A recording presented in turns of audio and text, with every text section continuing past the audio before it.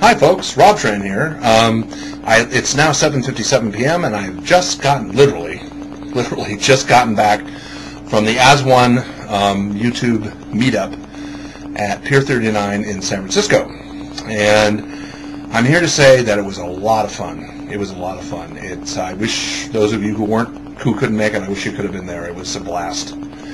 I got to meet tons of people, and I only up till now I'd only known, online, and got to talk with them and joke around with them and hang out with them, and it was really cool.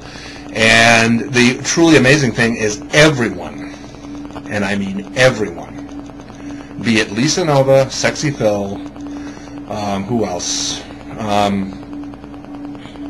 Pipistrello, Mark Day, and of course Corey is a mensch. Everybody knows that about Corey.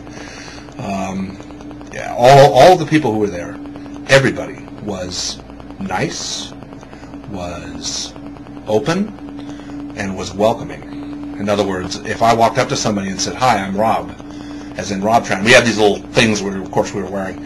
I said, "robtran," they go, "Oh, hey, nice to meet you." And some of them actually recognized me. I was amazed. They said, "robtran, I know that. I've seen your videos." And I was like, "Really?" So it didn't matter who it was. They were all cool. They were all incredibly cool, in the best sense of the word. And I was really thrilled, and it was a great time. And as I mentioned yesterday, in the video I posted yesterday, I didn't bring my digital video camera. It's a damn good thing I didn't, because it was pouring. It was raining like hell.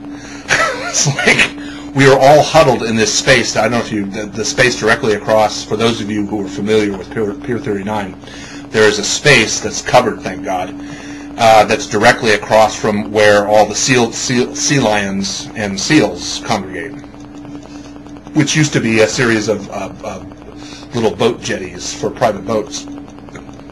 And then in 1989, when I was working at Pier 39, and also further down at another store further down the wharf, and living in San Francisco, the seals just kind of showed up. It was weird, and they wouldn't leave. So, and then now they're a permanent fixture, and Pier 39 has turned them into a tourist attraction, and they're So anyway, we were right across from that, and we were all huddled together in this, under this awning, and to get out of the rain, which was ferocious at times.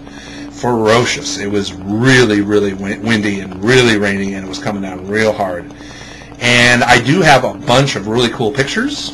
What I'm going to do is put together some kind of collage thing, for you later on. I don't think this weekend, because I have to do my taxes tomorrow and other chores.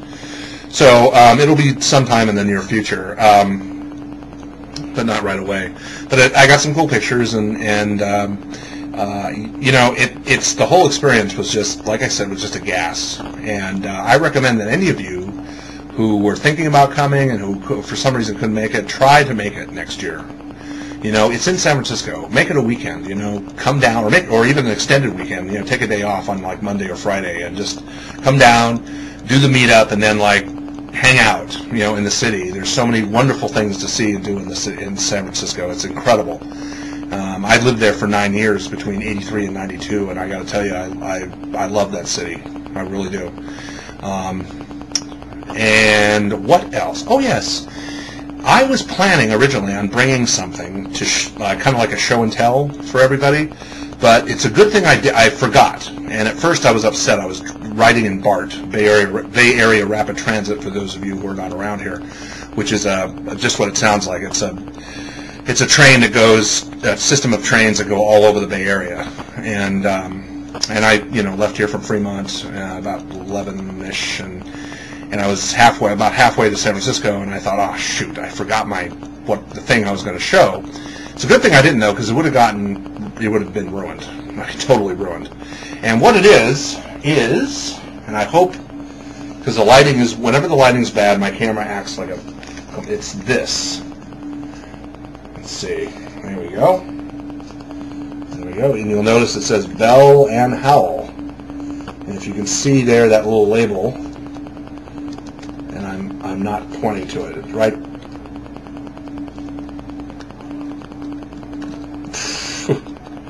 I've got my little pinky there on it. Bell and Howell Director Series. This camera is identical.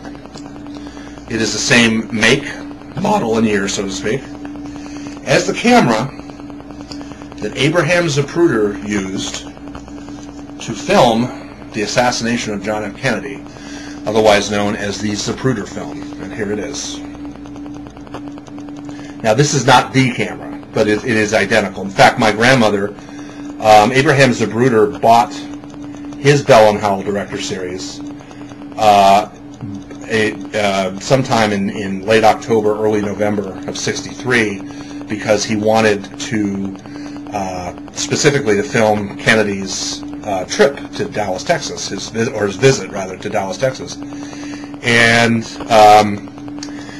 my grandmother bought it in August of '63 to document her trip to Hawaii. So basically, and this is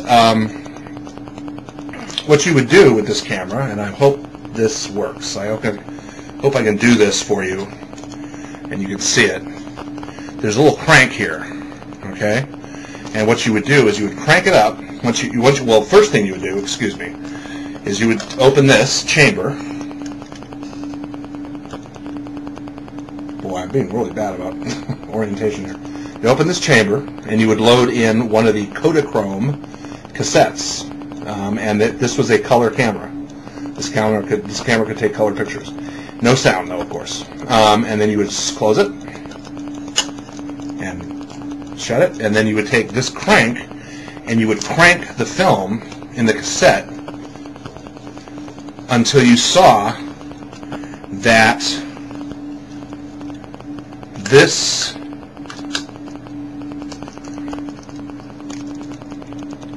you see this right here,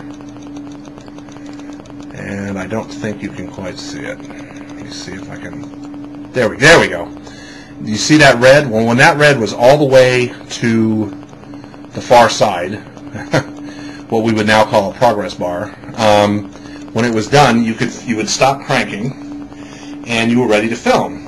And the way you would film is you would simply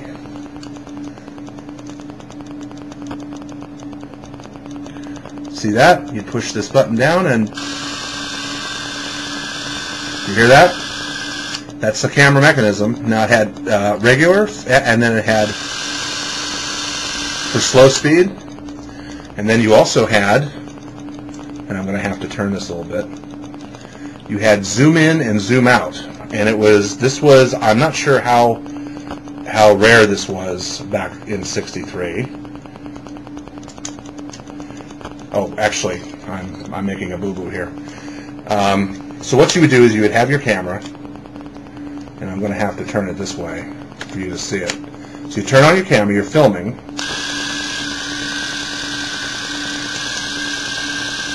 You see the lens moving? That's your zoom in and zoom out. And I think that's about it. You also had, this camera is actually pretty amazing, because not only could you do that, but if you wanted to do finer adjustments, you could actually adjust there were several different lens adjustments you could make. For an 8mm camera at that time, this was pretty good. This was a really good camera.